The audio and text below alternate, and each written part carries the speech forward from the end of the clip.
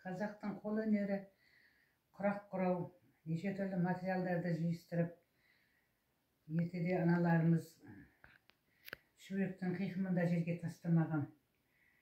Құрақтар құралсын деп, жаңа түскен келіннің астына құрақ көрпеше төсеп, жаңа үйленген жастардың шымылдығының ішіне құрақ көрпеше төсеген. Бұл құрақ өнері біздің халықты барлық шет мемлекеттерге де танытып жатыр. Қол өнері өлмейтін өнер.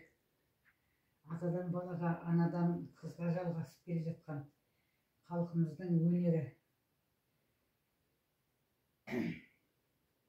Өнер халықтан туады. Біздің қазақ дана халық, өнерлі, шебер халық.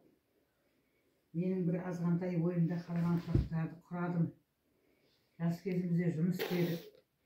Бала туу керек дедік, уақытта болмады. Енді қартайдық, уақыт көп. Намаздан уақытта шама келсе құрақ құраймыз. Қыздарыма, келіндеріме осы үрдіс болып қалса екен деп, немерелеріме ырым етіп құрап жатырмын.